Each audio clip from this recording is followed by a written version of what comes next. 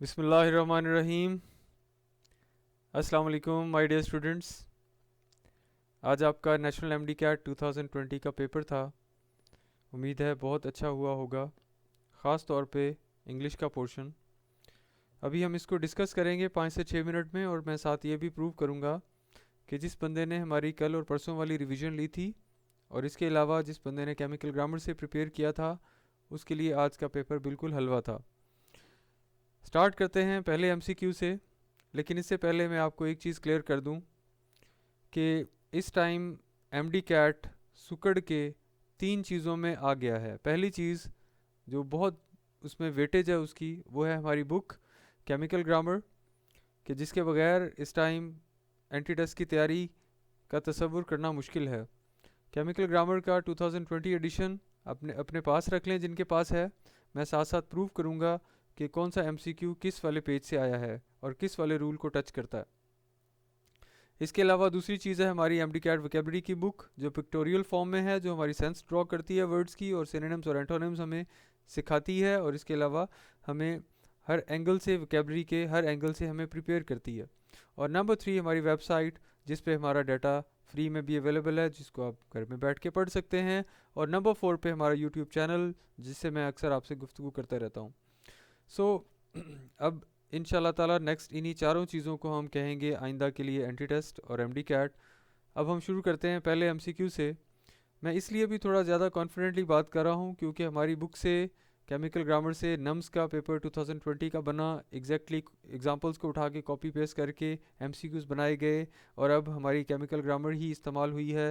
हर rule इसमें मौजूद है, और जिस तरह मैंने कल परसों रिवीजन भी दी थी, एक एक रूल हमारे इन्हीं दोनों चीज़ों में से, रिवीजन और हमारी केमिकल ग्रामर में से है। अभी मैं प्रूव करूँगा। पहला पहला एमसीक्यू हमारे सामने है। We prefer fruits to sweets. ये है क्लासिकल इंग्लिश, जिसमें प्रेफर के साथ हम टू लगाते हैं। केमिकल ग्रामर का पेज 42, रूल नंबर 7 जाके देख लें। अभी मेरे पास बुक सामने पड़ी है, मैं इसको खोलूँगा तो टाइम लगेगा। आपके पास बुक है तो देखते जाएं। जो ओवर है वो जो फॉर्मल इंग्लिश में यूज़ नहीं होता, अमेरिकन इसको यूज़ करते हैं। इन्होंने अभी रिसेंटली, अभी मैं इस पर रिसर्च भी कर चुका था, पढ़ चुका था कि अमेरिकन ने इसको यूज़ किया, लेकिन ये फॉर्मल इंग्लिश का हिस्सा नहीं बना, इसलिए अल्फ़ा ही राइट ऑप्शन होगा। एमसीक्यू नंबर 2 में हमारे पास स्पेलिंग की करेक्शन थी, एक्सेंचुएटेड था, जो कि स्पेलिंग चेक करने थे। अभी वोकेबलरी की जब हम रिवीजन ले रहे थे तो हमने बिल्कुल इसी तरह स्लाइड्स में बड़े बड़े वर्ड्स सामने लेके आए थे, और स्पेलिंग का हमें मसला नहीं रहा, चूँकि पिछले 8 से 9 माह हम वोकेबलरी को बहुत ज़्यादा पढ़ते रहे। इन 210 वर्ड्स को या 208 वर्ड्स को इतना हमने पढ़ा कि हमने इनकी मत मार दी, और इस वजह से जो वोकेबलरी है वो हमारे लिए इतना ज़्यादा मसला नहीं उसने क्रिएट किया। और ये जो सिनोनिम्स और एंटोनिम्स तो आए भी नहीं, तो जो चीज़ आई वो हमारे स्पेलिंग थे, और वो बहुत ईजी थे।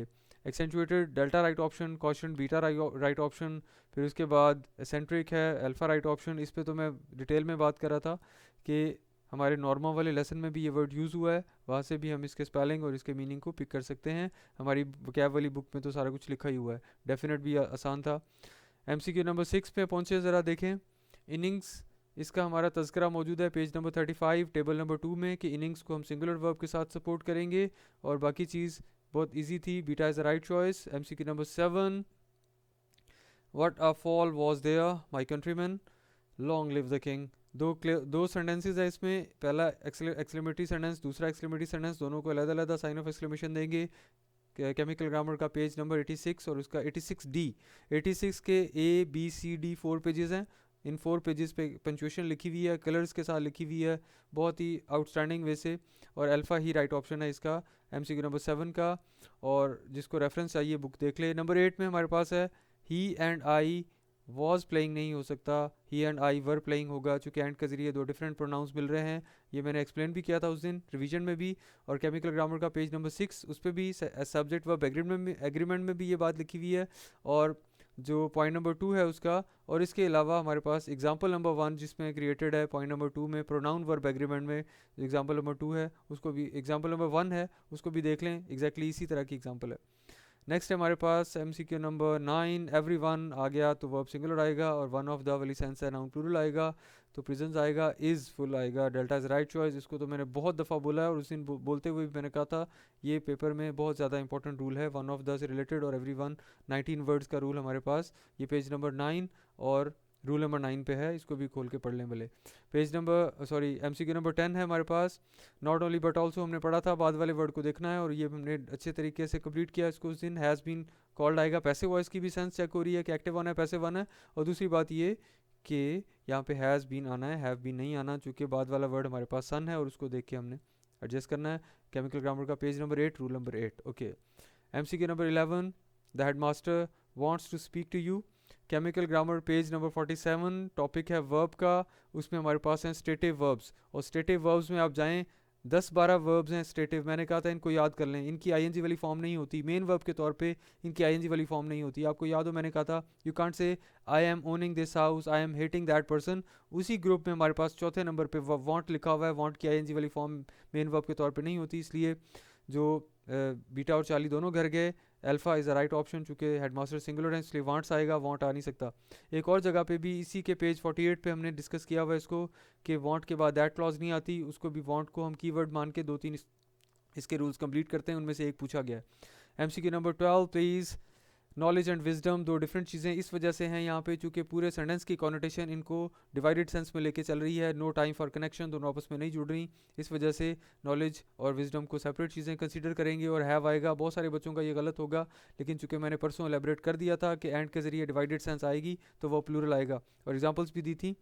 और इसी में केमिकल ग्रामर पेज नंबर हमारे पास है 7, और SV एग्रीमेंट में भी यही रूल लिखा हुआ है। और पेज नंबर 37 पे जाएंगे तो नाउन में 15-16 एग्जांपल्स ठीक ठाक तगड़ी किस्म की डिवाइडेड सेंस वाली और यूनाइटेड सेंस वाली लिखी हुई हैं। MCQ number 13 Gulliver's Travels was written by Swift. अभी परसों की बात है, आप अभी खोलें यूट्यूब पे, परसों वाला जो रिवीजन का लेक्चर था उसमें लाखों किताबें होती हैं ज़िंदगी में जिनका बंदा तस्करा कर सकता है, लेकिन मैंने इसी किताब का तस्करा किया था, गुलिवर्स ट्रेवल्स का तस्करा किया था वोकेबलरी को डिस्कस करते हुए, जहाँ पे वो मिनिएचर का वर्ड था, वहाँ पे एक वर्ड लिखा हुआ था लिलीपुटियन। तो ये लिलीपुटियन को एक्सप्लेन करते हुए मैंने कहा था गुलिवर्स ट्रेवल्स एक नावल है और वो बोनों की दुनिया तक को उसमें डिस्कस किया गया है, और इस वजह से आपको वही वर्ड फिर पेपर में भी हमारे पास आ गया। तो इसमें हमारे पास पैसिव सेंस है, और बिल्कुल इसी किस्म का फिक्रा हमारा नम्स में आया था हमारी केमिकल ग्रामर में से। केमिकल ग्रामर पेज नंबर हमारे पास है 29 और एक्टिविटी नंबर 9 है। MCQ नंबर 9 MCQ नंबर 8 है एक्टिविटी नंबर 9 का। वहाँ पे लिखा हुआ था the Three Musketeers was written by Dumas. यही फिक्रा नम्स 2020 में आया था, और उससे मिलता जुलता फिक्रा हमारे पास जो मैंने परसों डिस्कस किया था वो MCQ नंबर 13 में Charlie is the right option. फिर पंचुएशन भी इसमें आ गई है, और इसमें ये जो बाय स्विफ्ट, स्विफ्ट पर्सन का नाम है, इस वजह से यही डिस्कस हो रहा था उस दिन। MCQ नंबर 14 जी। I hope this letter will find you in good of high spirits, alpha is right choice, क्योंकि बाकी कोई भी नहीं ठीक। इतना चार्लिश MCQ है कि दिस लेटर्स हो नहीं सकता, लेटर के साथ दा लाजमी लगाना पड़ेगा, दिस या दा लाजमी लगाना पड़ेगा, अदरवाइज वो लेटर इनडेफिनेट कुछ सेंस ही नहीं दे रहा कि कौन सा लेटर। और I hope the letter found, ये पास इंडेफिनेट नहीं आना यहाँ पे, alpha is only choice and for MCQ number 14। इसका तो इतना आसान बात है कि इसको लिखने की ज़रूरत ही नहीं थी। अम्ब्रेला वाली बात में हम ये बहुत बच्चों को कन्फ्यूजन थी, इसको मैंने क्लियर किया है। Chemical grammar page number 44 rule number 6 पे ये बात क्लियर लिखी हुई है कि जब किसी ऑब्जेक्ट को पूरी क्लास के तौर पे रेफर करते हैं तो उसके साथ ए और एन लाजमी लगाते हैं।